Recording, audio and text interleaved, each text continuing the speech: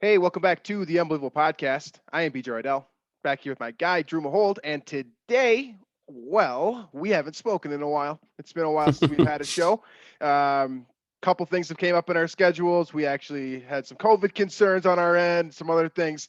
But everyone's healthy now, and we are back to Vikings football just in time for the team to kind of take its first step in the age beyond Mike Zimmer and Rick Spielman. So we haven't actually spoken since the firing, and to be honest with you, we haven't spoken with you guys since the Vikings played their 17th game of the year. So I don't think there's anything to talk about with the Bears game, of course. As a result, that one didn't really matter at all. But Right. as a result of that game and kind of the overall season performance, of course, Mike Zimmer and Rick Spielman are both gone, and the Vikings now, as of today, as of this recording on January 26th, have brought in Kwesi Adofo-Mensah to be the Vikings' new general manager. There's a host of other candidates involved for the head coaching spot that has not been selected just yet. So today, we're just going to focus on everything, basically everything that has happened, the new direction of your Minnesota Vikings, and all of the changes that are basically happening right before our eyes. It's going to be a completely new era of Vikings football. I think that the hiring in and of itself of Kwesi kind of gives that impression. So we'll talk a little bit about that. The decision to fire Mike Zimmer, the decision to fire Rick Spielman, and as well as some of the coaching candidates that may be on the radar here the next time that we speak. So that's the game plan for today. So let's jump right into it here. Like I said, we haven't gotten a chance to speak much about Mike Zimmer and Rick Spielman. Of course, both of us have been talking throughout the year about what they meant to this organization, what they meant to us personally, and our fandom of both of those guys, and kind of at least I speaking for myself personally, Mike Zimmer and Rick Spielman are kind of the team that I chose to grow up with, right? I don't really claim Brad Childress as my coach, and I was too young to really claim a guy like Denny Green or Mike Tice, even if you want to go that far. So these guys being gone, it's weird. It just in and of itself, it's very strange, but it also signals a completely different direction for this franchise. You look at what Spielman and Mike Zimmer were able to accomplish. There are a lot of good things. Of course, you didn't get the Super Bowl, but you, in theory, can kind of look at this as laying the groundwork for the foundation for the next guys that are going to have this job. And we'll get into that shortly here. But I guess, what are your initial thoughts when you heard that Zimmer was a fit? I know we thought that it was going to happen, but the news, Yeah. when it actually hit, has kind of a different feel to it. It hits different, as the kids say. When it actually, is front page news on ESPN. Yeah. And so my initial thought, I kind of thought and reflected, I guess, if you will, on Zimmer's tenure. And, the thing that came to my mind is the way he was able to keep the ship afloat, despite a lot of what I thought was bad luck throughout his tenure, whether it was his eyes, falling apart, or at least the one eye falling apart and needing how many surgeries, whether it was, the franchise quarterback that he helped handpick in his first draft with the team, basically, suffering a career altering injury that forced him out of the organization. Then the next quarterback that come in to replace him very soon after that does the same thing in Sam Bradford. And then ultimately, you can go a bunch of different directions with, injuries. You can go, you had the Blair Walsh missed kick against Seattle. You had the Vikings, going a direction of signing Kirk Cousins, which it seems like Zimmer wasn't really a fan of. And, the way that played out in the last couple of years with the extension, and now how the roster has kind of, fallen apart because of it. So there's a bunch of things I think that were going against Mike Zimmer. And yet he still kept this team competitive for, if you really want to look at it, in his career, of the regular season games he coached, there's probably 3 or 4 that didn't have any meaning to them, meaning that they were in the playoff race for at least 90, 95 higher percent chance, or a higher percentage of the games meant something for the playoff race. Right. And so the team was always competitive, always relevant. But now I think you're seeing this ownership and the Wilfs kind of realize, being just relevant, being just competitive for a wild card spot, or competitive for that number 7 seed, is not quite enough for this team, for this fan base. And so I think that's why they made the moves they did. They're trying to accomplish more, and that's a big step forward in my eyes and in my view. Absolutely. Like, of course, it's tough to see Zimmer go, or at least for a lot of us, it is. I know that there is a a group of Vikings fans that was ready to see him go and just weren't very fond of him, or his shtick kind of wore on them or what have Yeah. you. But he's still a damn good coach, and Rick Spielman, by the way, also a damn good GM. I think both these guys will be employed in the near future. I don't necessarily know if it's going to be a head coaching position immediately for Mike Zimmer. He definitely has a future in the NFL as a defensive Yeah. coordinator if he wants to be. I think the Cowboys are about to have an opening, so I would definitely keep an eye on that for as far as pertinent news.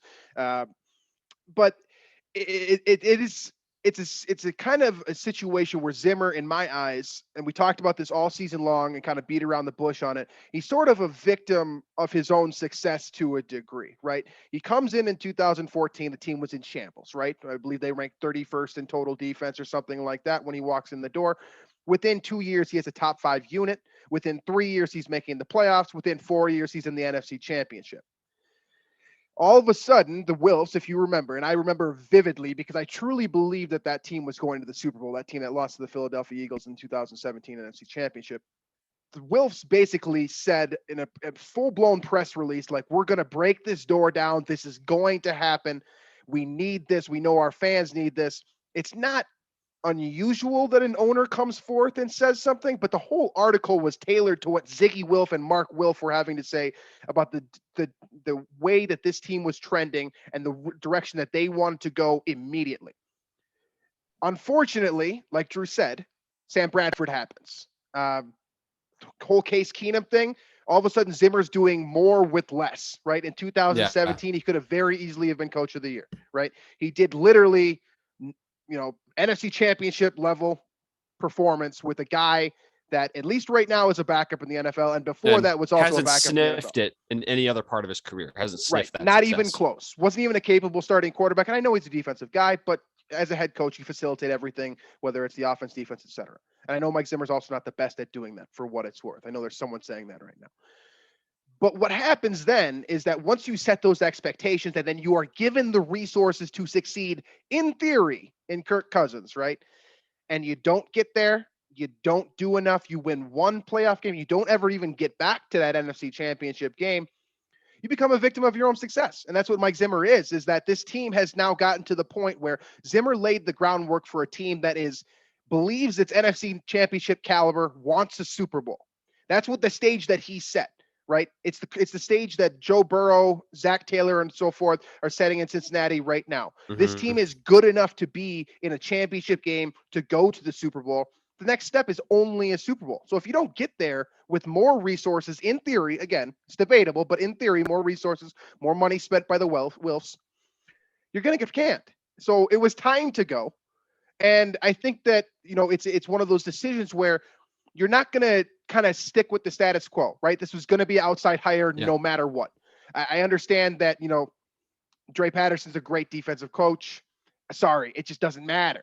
It doesn't matter because if anyone that's internal is either going to be staying with you need a fresh perspective. You just need a fresh perspective. Exactly. And that's what you're trying to get right now. That's the ultimate goal of this firing. It's not saying this guy is unfit to be a head coach in the NFL. I don't think anyone would say that. Some of the slam pieces that have came out may suggest that he was not a great, communicator. Yeah. I think that's probably fair to some degree. But ultimately, this is basically signaling, all right, you're a good head coach, but right now you're not good enough. We need a different voice. We need a new direction. And that's exactly where the Vikings are heading now. Yeah. And I think and moving forward, I would be surprised if the Kirk Cousins era lasts more than 2022. I know the contract he's in right now kind of puts the Vikings in a bit of a bind and puts Adofo-Mensah in a bit of a bind in terms of moving forward. And I would be surprised, I imagine he wants to start fresh and kind of move off of that if he can. But otherwise, 2023 to me signifies really the true new era where there is no Zimmer, there is no Spielman, and there is no Cousins, because I do think looking back at the last 4 years, and it's weird because in a way I still feel like Kirk Cousins is underappreciated. Like I think as a quarterback, he is, a borderline top 10 player comfortably. He's in that, top 12 to 10-ish range. Very good passer. I think he does get disrespected in general by, the media, the fans, whatever. But with that said, I also think that the decision to sign him all the guaranteed money, the huge contract, ultimately is what led to the unraveling of the team and the roster and the jobs of Rick Spielman and Mike Zimmer together as well. Just because it became clear, last 2 years, especially, that, the roster kind of fell apart at the seams, trying to pay for his, deal with his contract. And then also, feel the roster elsewhere, put a lot of pressure on Spielman to make the right choices, the right draft picks, find the right depth pieces. And it also put a lot of pressure on Zimmer as a coach to develop these guys that Spielman found, especially on the defensive side.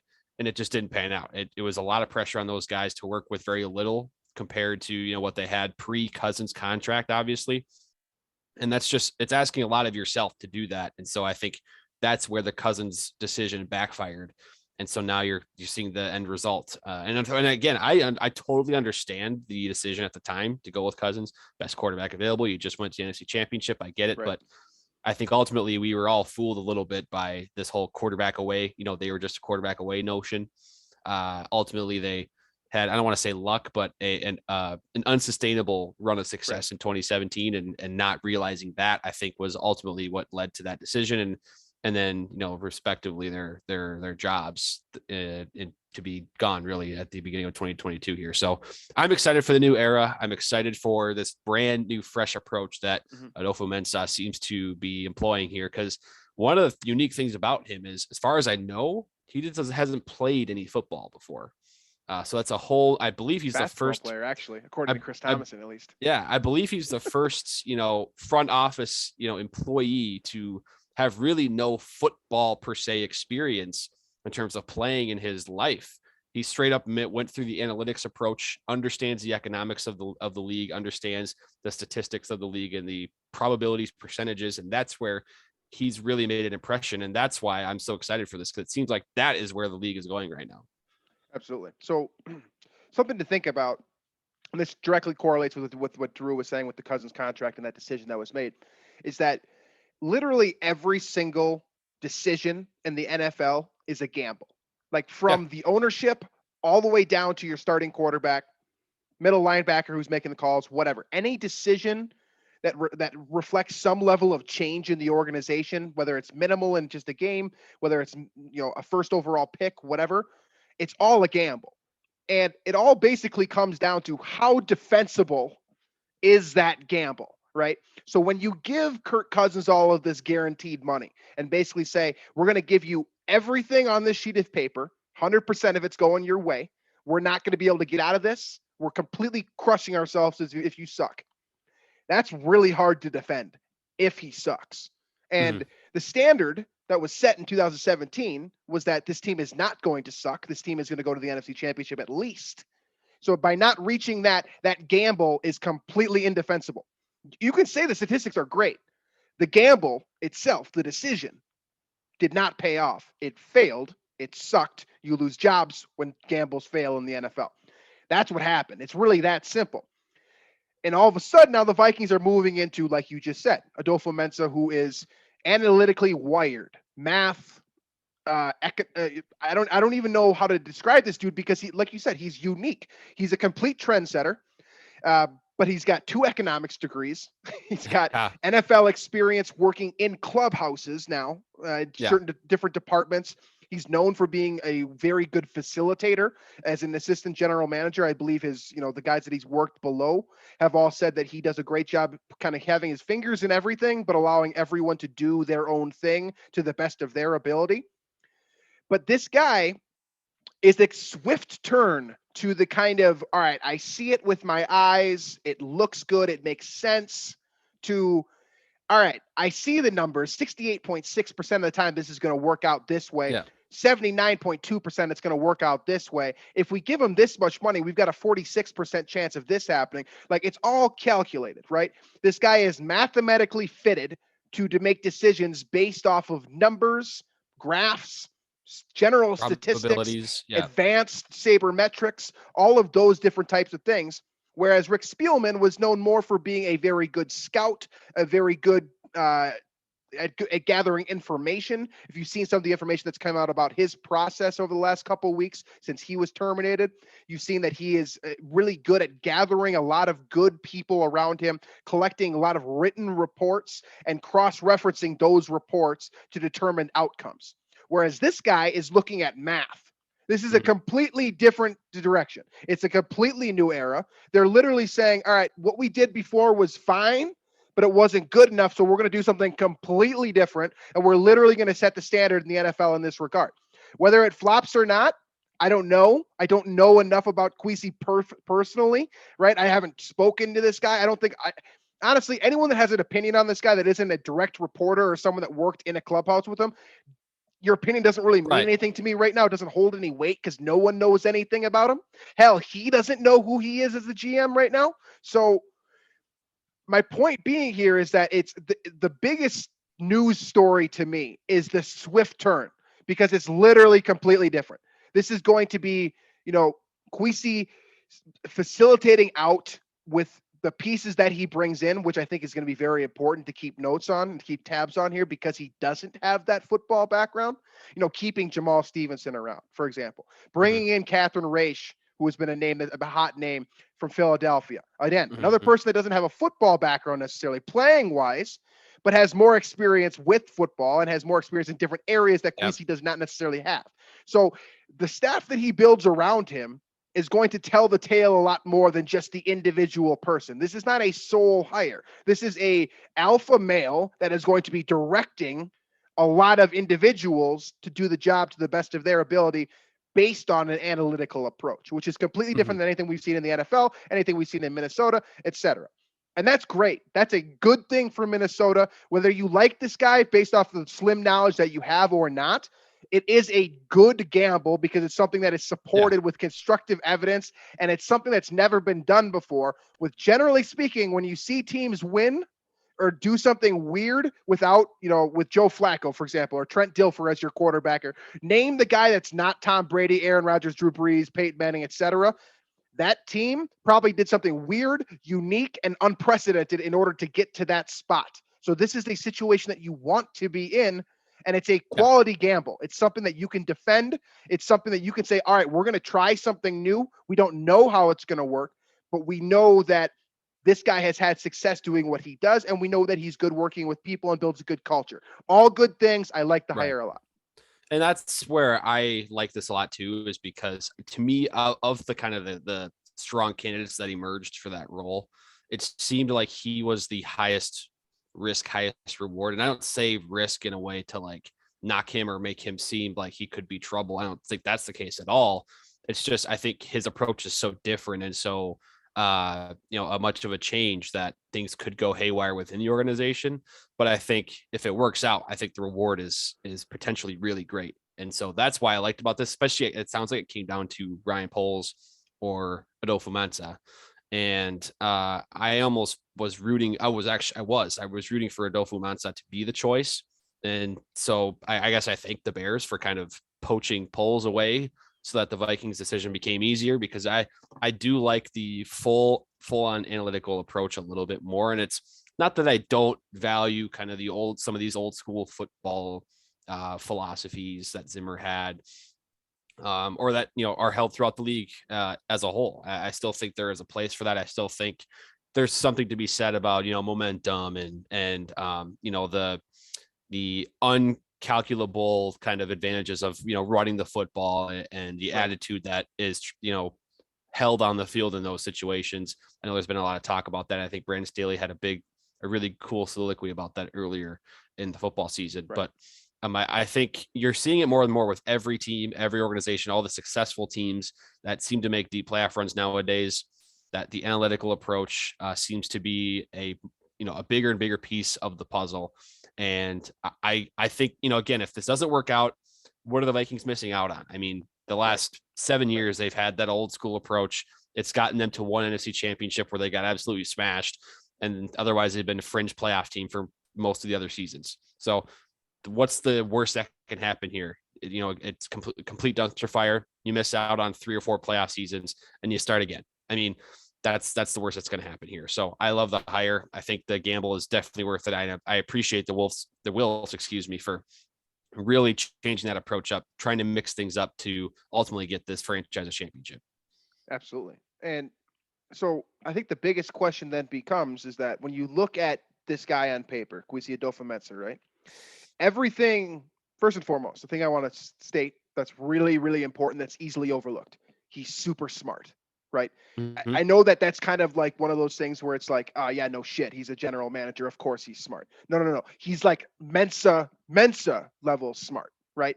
That level of intelligence at the top of the helm with the ability to communicate effectively with your peers. And he's apparently is an awesome leader too. Exactly. Like an awesome he's got a great leader sense of people. Yeah. Yes, he's got a great sense of humor, apparently. When you combine that emotional quotient with an high intelligent quotient, that's an awesome leader on paper. I love that just in and of itself.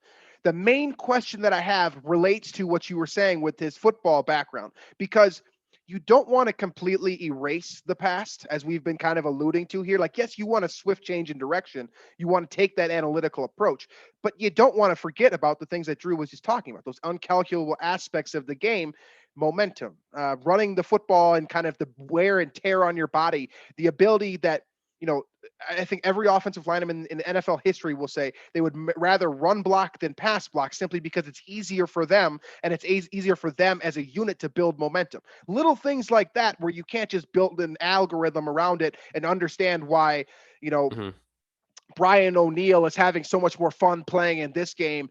It's because he's having a hell of a game run blocking. I don't know. Like, you can't build a formula for some of these things. So you need to have the question with him here is then, can you take your analytics and say, all right, this is a piece of the puzzle, and then we're also going to take what we know about football, the game, and we're going to combine these two things like in a way that no one's ever seen before. We've seen Brandon Staley take steps at this, for example, in Los Angeles Chargers, right?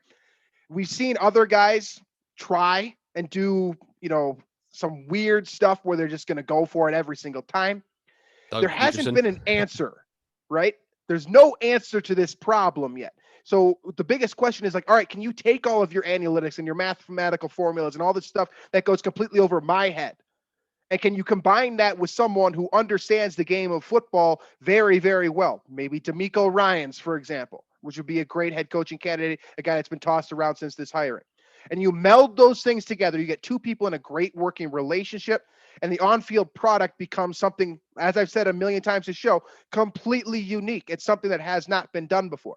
If you can do that, you're going to have a chance, because if you're doing something that no one else can do or copy or has done before, you're a trendsetter. You're in front of it. I don't know how else to say this. You're in a good position for success.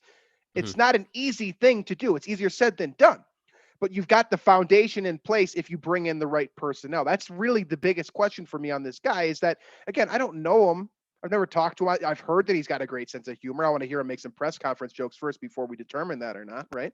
Yeah. But I think that ultimately, when you're trying to do something different, you're going to have people go one of two ways. You're either completely on board like I am, or you're completely out of it and you're like, why didn't we hire Ryan Poles? He's a former offensive lineman. He knows how to, he knows how to rebuild this offensive line better than anyone. Like, how could we not get this guy? How do you not beat out Chicago? Those are your two sides right now, right? And Ryan Poles, for what it is, looks great on paper as well. Again, I don't know anything about him. I've never had a conversation with him, and he doesn't talk that much in Kansas City. So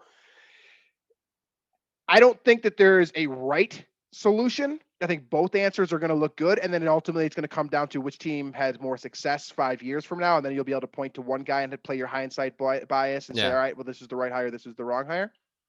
But it's a signal that their team is saying, all right, we know this isn't good enough.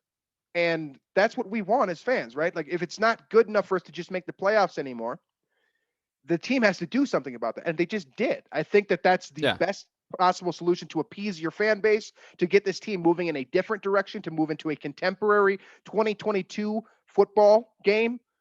This is where you start. You start with a guy that's literally on paper completely unique and has a completely different personality than what we saw from Mike Zimmer, for sure. Oh yeah. And then moving forward to the head coach hire, it sounds like things are going to heat up right away. They should. Yeah. for Adofo-Mensah, and Vikings might have head coach the next week or so. And then that's another kind of piece to the puzzle here, and you kind of alluded to it, but combining his very numbers based look at the philosophy of the game, combining that with a coach, the right coach that has some of that, it acknowledges and appreciates this percentage approach to the game, right? Because I don't want another Mike Zimmer in there to combine with that. It doesn't work, right? That won't work, right? So you want to have someone that appreciates that kind of modern philosophy of the game, but also someone, like you said, who understands those intangibles. So I don't know if that's D'Amico Ryans or Mike McDaniel. Those are the two that have really come up a lot from San Francisco, because Adofo-Mensah did work in San Francisco in player personnel for a number of years.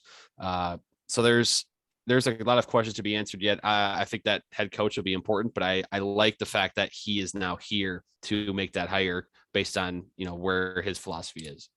Right. And I think that was another important thing that, us as a team and Climbing the Pocket discussed was, the idea of who do you hire first when you have no general manager and you have no head coach, right? To give you the general manager has to come first. It may not necessarily be the most important role. Head coaches tend to have more of an impact on the on-field success of a team. I think there are a few examples of the contrary. But you need a guy in place that can work with you, and that it's not just two great backgrounds, right? It's not just 12 years of experience and 8 years of analytical knowledge or what have you. They've got to mesh on a personal level too, which is kind of the disconnect that we saw at the end of the Rick Spielman-Mike Zimmer tenure. I know there's a lot of reports floating around that Zimmer didn't talk to Spielman for like 2 months. I would love for Adofo-Mensah to go out and hire his best friend that's the most qualified. That's what I want. That's what I would love to see, whether it's D'Amico Ryans, whether it's Mike McDaniels, Matt O'Connell from Los Angeles has been discussed as well. I think Doug Peterson's actually a fit here. I don't know if those guys have any connection whatsoever, if they've ever even crossed paths, but you got to find a guy that is going to embrace your overall philosophy in addition to the concepts that this coach is going to bring in, right? If it is D'Amico Ryans, I'm going to use him as an example because I think that's my personal favorite. I think that's the best match in my head, right? Again, I don't know anything. I'm dumb as hell.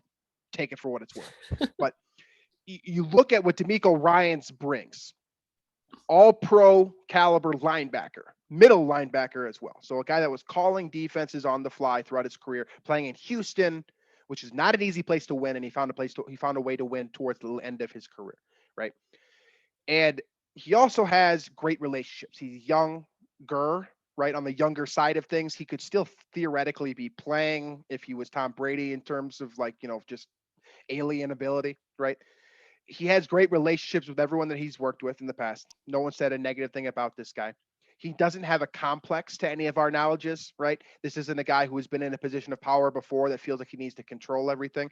I think that everything that we know about D'Amico Ryans, in addition to the fact that he has worked with Adofo-Mensah in the past, those two work well in terms of synergy, because Adofo-Mensah can say to him, hey, I like this approach from an analytical side. And D'Amico Ryans can be like, all right, you know what? I played X amount of years in the NFL. I don't think that actually works. I think that that's one of those weird numbers where it makes sense on paper, but you put it on the field and it doesn't really pan out the same way. And they can have that discussion instead of two sides kind of butting heads. Again, sort of what we saw from Zimmer and Spielman towards the end. I don't think Adofo-Mensah is stubborn. I guess that remains to be seen. And I don't think D'Amico Ryans is stubborn either. So I think that that's a good combo, especially because they're both first timers too.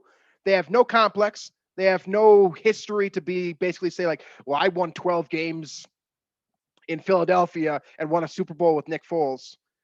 There's no one saying like, all right, I got this resume. I'm right. You're wrong. Shut the hell up. That's not going to happen if you hire a first-time head coach. If you hire a guy who is an NFL player that has a different background, but also an understanding of what you're trying to do, because he's also been working in San Francisco, which is on kind of the right side of this contemporary approach to the NFL, with some great mixes in with, the run first approach, things like that are old school NFL. So D'Amico Ryans is already familiar with, quote, the process. I think that he's a good fit in that regard. I think if you hire Ryan Poles, for example, we've already seen what's kind of panned out in Chicago in terms of what they're looking at. Dan Quinn, I think, is the favorite to be their head coach right now. We've seen what his system is. We've seen what kind of guy he is. He's always a former head coach. It's a completely different standard, right? Because you brought in this guy, you're asking basically for a blank sheet of paper from your head coach and say, all right, we're going to weld together. We're going to try to make this thing work. And if it works, good. If it's not, we'll be fired. That's okay. That's the approach that I think that you want to It's have. okay Just a for pure, us. fresh start. We're not going to be fired, but they would be fired. But hey, they no, get I to think make that's what you millions have of to do, dollars though. in the process. So Right. I mean, that's what they have to do, though. That is the process that they have to take here, and I think that's where they're on their way.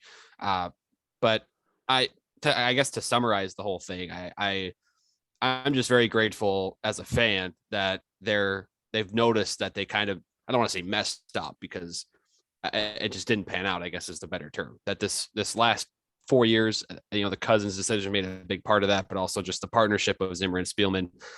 It had high hopes for a while there, for a couple of years there, but I ultimately didn't pan out, and it wasn't going to get much better. And they saw that happening. So I appreciate that they noticed that, and they've completely changed the direction in terms of the philosophy that the franchise has. And I think moving forward, it's at the very least, it's a great risk to take. And at the very most, it could be a huge, huge win for the franchise to potentially lead to that first Super Bowl. Again, that's pie in the sky talk right now, but sure. There's a lot of things that have to happen before that. But you're starting to form a clear goal, a clear mission, a clear step-by-step process to get there. And that's enough for me right now as a fan.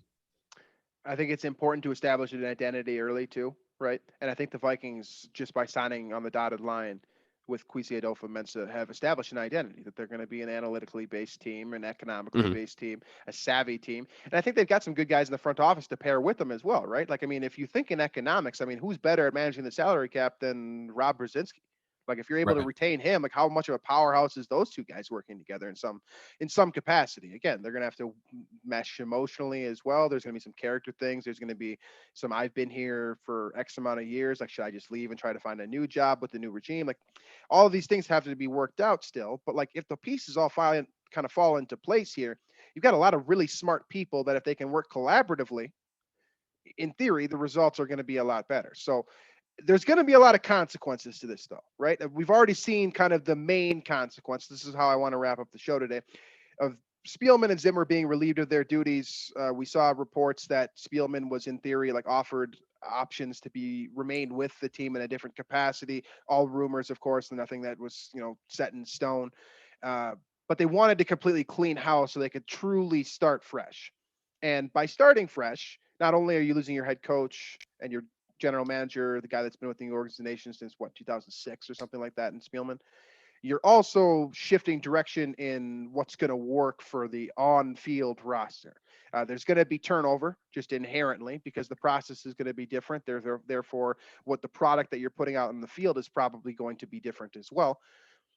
I mean, if you look at a guy who has an undergraduate degree from Stanford, and then a master's degree as well from Stanford, both in economics, I believe that's what it is, and correct me if I'm wrong, with Adofo-Mensah, how could he possibly say that Dalvin Cook's contract is a good idea, right? Like, if you're looking at a guy that has an economic philosophy and is like working in contemporary new age NFL and be a firm believer that the passing game is more important in terms of gaining yardage and moving the ball more efficiently down the field. Things like that, like Dalvin Cook's contract has to be figured out like almost immediately. It's one of the first things you think about. I know Kirk Cousins is the obvious one, but he's the quarterback in place regardless. The running back can change. You can make these differences. You can do little things to tweak salary around, and it's not a fully guaranteed deal, so there's a little bit more things that you can do there. Elephant in the room. Yeah, you can exactly. cut him. You have more leverage to do what you want if you move money around in the right way. And that's the first thing that popped into my mind was like, how the hell is a guy that's economics based, analytics based, going to look at Dalvin Cook's contract and be like, that's a good idea? So I think that that's one of those first things that's got to be figured out here, because you've got a couple of guys in, Madison, who whatever.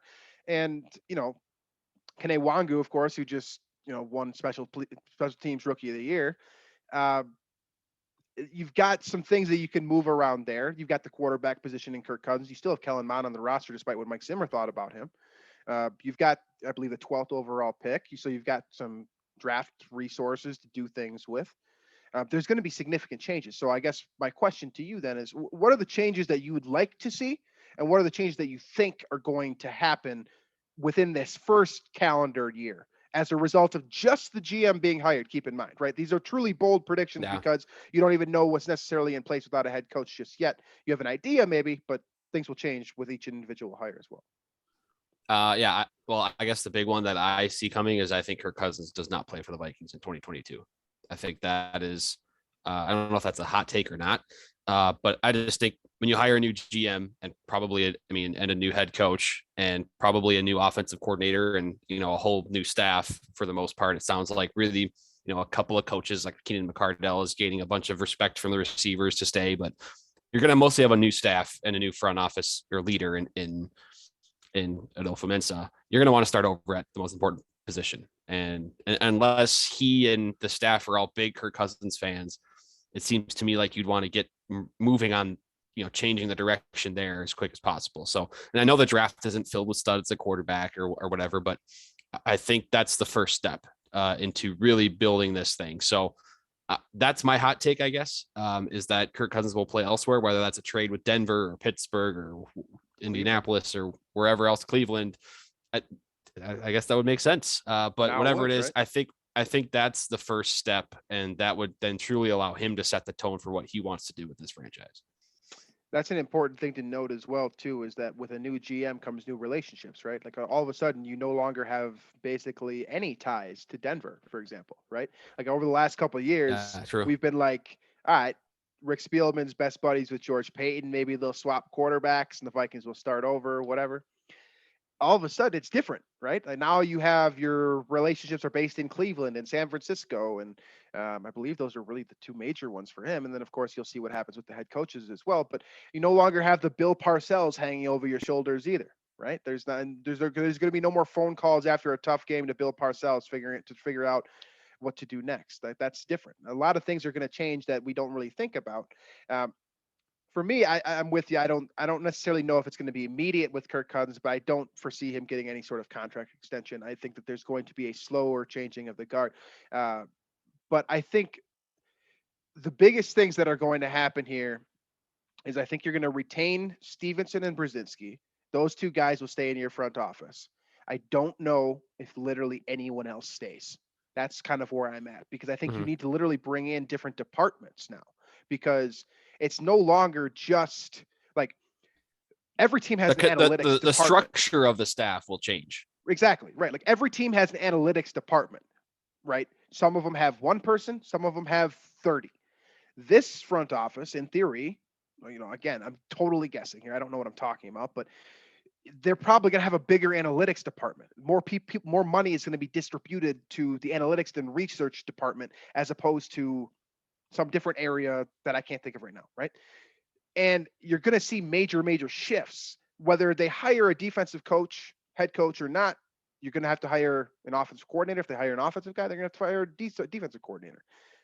There's going to be all of these different changes. So for me, the one inevitable thing is dramatic change across the board from the top down. You just made the first decision. Now there's a wave that's going to follow. I don't think anyone other than Stevenson and Brzezinski survives. That would be my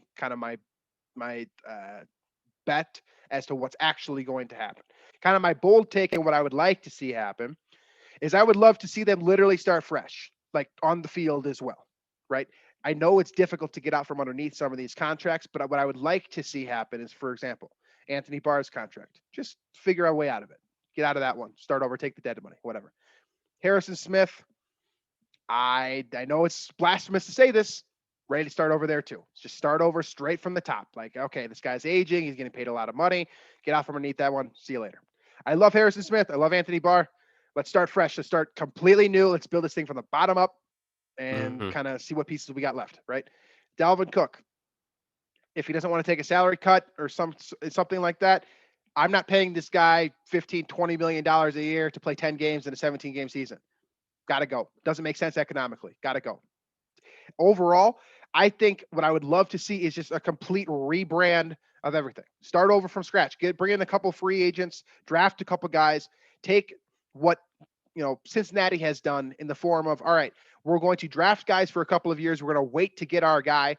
Then we're going to build around that individual guy, and then we're going to sign a big money free agent to play a premier position. That's what I would love to see happen. Get rid of everything else, see what's left over, and then fill the pieces after that. That's what I would love to see happen, because I like that.